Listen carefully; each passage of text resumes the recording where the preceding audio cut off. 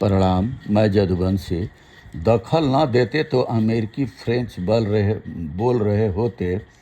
Britain के king Charles तृतीय अमेरिकी यात्रा पर पहुंचे किंग चार्ल्स तृतीय ने मंगलवार को रात्रि भोज में ट्रंप को ऐसा पाठ पढ़ाया कि उनके पास जवाब नहीं था। चार्ल्स बोले कि यदि उत्तरी अमेरिका में ब्रिटेन का दखल न होता तो शायद आज अमेरिकी लोग फ्रेंच बोल रहे होते। दरअसल भोज के समय ट्रंप दूसरे विश्व युद्ध में अमेरिकी मदद का एहसान गिना रहे थे। तब चार्ल्स ने अमेरिका की आज़ादी से पहले का मुद्दा उठाया, जब ब्रिटेन ने फ्रांस को हराकर उत्तरी अमेरिका से उनका प्रभाव खत्म किया था। चार्ल्स ने ट्रंप की खिंचाई करते हुए कहा, यदि हम दखल न देते तो आज की अमेरिकी की संस्कृति में अमेरिकी लोग फ्रेंच बोल रहे होते।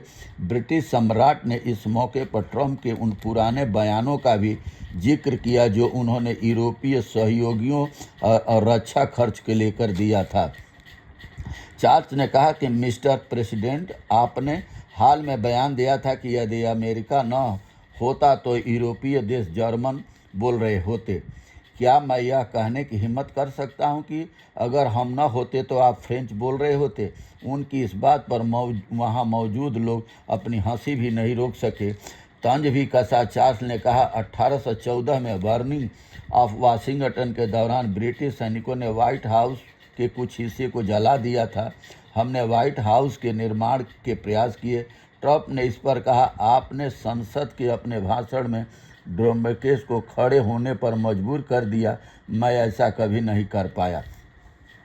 तो ट्रंप की बनरघुड़पियाँ और अहंकार आज पूरे वर्ल्ड भुगत रहा है। और ट्रंप की नीतियाँ इतनी खतरनाक है कि एक दूसरे को गुलाम बनाना ही उनकी नीतियाँ हैं। यहाँ पाकिस्तान को एशिया में अपना पिट्ठू बना करके पूरा एशिया को भारत, ये अफगानिस्तान, बर्मा, श्रीलंका, ये सब जगह परेशान करना, उधर इजराइल को बसा करके मुस्लिम कंट्रियों को परेशान करने की ये पश्चिम की नीति बहुत ही खतरनाक है। ये सोच बहुत ही गलत है। देशों को व्यापार करने की चिंता है, एक दूसरे के बिना, व्यापार के बिना किसी का काम नहीं चलता। मगर वही व्यापार करके और हथियार बना करके एक दूसरे के देश की जनता को मारना इनका लक्ष्य रह जाता है। और अपने ये तो कभी मरते नहीं हैं। जैसे अभी बांग्लादेश की शेख हसीना को हमारी भारत सरकार शरणार्थी माने कि इनको शरण दिया हुआ, और वही बांग्लादेश के आम नागरिक मजदूर जो मजदूरी के लिए, पेट पालने के लिए अगर भारत देश में आ जाते हैं, उनको शरणार्थी, और यहाँ पर विपक्ष पर नाना प्रकार के तोहमत इल्ज़ाम लगाते हैं कि वो शरण देते हैं। आप तो सबसे पहले शेख हसीना को शरण दिए हुए, आप शरणार्थियों को शरण देते हैं। आम जनता अपने, जब देश आज़ाद नहीं हुआ था तो बांग्लादेश पाकिस्तान सब एक था, सबके नाते रिश्तेदारी सब देश पाकिस्तान में भी है, बांग्लादेश में भी है, हिंदुस्तान में भी है।